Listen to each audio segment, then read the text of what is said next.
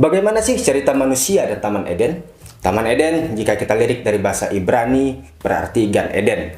Taman Eden adalah sebuah tempat yang diceritakan dalam kitab Kejadian.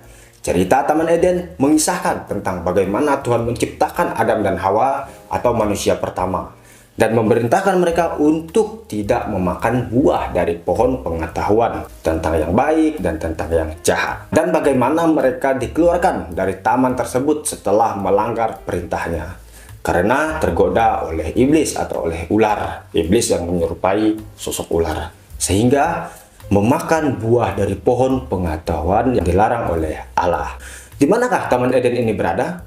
Pada Alkitab telah menyatakan lokasi Taman Eden di kitab Kejadian, maka semua petunjuk ini mengidentifikasikan kalau Taman Eden ini berada di wilayah Timur Tengah, yang kemungkinan besar berada di daerah Irak. Karena itu mungkin bukan kebetulan jika wilayah Timur Tengah menjadi lokasi yang paling subur di bumi ini, tempat di mana Taman Eden mungkin dulu berada. Nah, bagaimana kisah manusia dan Taman Eden dari segi Alkitab atau dari sudut pandang Alkitab? Mari kita dengar catatan Alkitab mengenai hal tersebut. Mari kita gaskan. Selanjutnya, Tuhan Allah membuat taman di Eden. Di sebelah timur, disitulah ditempatkannya manusia yang dibentuknya itu. Lalu Tuhan Allah menumbuhkan berbagai pohon dari bumi yang menarik dan yang baik untuk dimakan buahnya dan tidak dimakan buahnya, dan pohon kehidupan di tengah-tengah taman itu, serta pohon pengetahuan tentang yang baik dan yang jahat. Ada suatu sungai mengalir dari Eden untuk membasahi taman itu, dan dari situ sungai itu terbagi menjadi 4 cabang. Yang pertama namanya Pison, yakni yang mengalir mengelilingi seluruh tanah Hawilah. Tempat emas ada, dan emas di negeri itu sangat baik. Di sana ada damar bedolah dan batu krisopras. Nama sungai yang kedua adalah Sungai Gihon, yakni yang mengalir mengelilingi seluruh tanah Kus. Nama sungai yang ketiga ialah Sungai Tigris, yakni yang mengalir di sebelah timur Asyur, dan sungai yang keempat ialah Efrat. Tuhan Allah mengambil manusia itu dan menempatkannya dalam Taman Eden untuk mengusahakan dan memelihara taman itu. Lalu Tuhan Allah memberi perintah kepada manusia tersebut, sebuah pohon dalam taman ini boleh kau makan buahnya dengan bebas. Jadi semua pohon dalam taman ini boleh kau makan buahnya dengan bebas.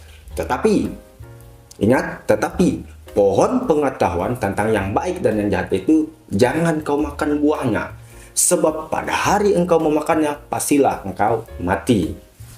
Nah, Tuhan Allah berfirman, tidak baik kalau manusia ini seorang diri saja. Aku akan menjadikan penolong baginya. Jadi aku akan menjadikan penolong baginya yang sepadan dengan dia. Lalu Tuhan Allah membentuk dari tanah segala binatang hutan dan segala burung-burung di udara. Dibawanyalah semuanya kepada manusia itu untuk melihat bagaimana ia menamainya. Dan seperti nama yang diberikan manusia kepada tiap-tiap makhluk hidup tersebut, demikianlah nanti nama makhluk hidup ini. Manusia itu memberi nama kepada segala ternak, kepada burung-burung, kemudian kepada segala binatang, tetapi baginya ia sendiri tidak menjumpai penolong yang sepadan dengan dia. Lalu Tuhan Allah membuat manusia itu tidur dan nyenyak. Ketika ia tidur, Tuhan Allah mengambil salah satu rusuk daripada manusia tersebut, lalu menutup tempat itu dengan daging. Dan dari rusuk yang diambil Tuhan dari manusia itu dibangunnyalah seorang perempuan. Lalu dibawanya kepada manusia itu. Lalu berkatalah manusia itu, inilah dia, tulang dari tulangku dan daging dari dagingku. Ia akan dinamai perempuan, sebab ia diambil dari laki-laki. Sebab itu, seorang laki-laki akan meninggalkan ayah dan ibunya, bersatu dengan istrinya, sehingga keduanya menjadi satu daging, jadi kembali lagi. Mereka keduanya telanjang, manusia dan istrinya itu, tetapi mereka tidak merasa malu.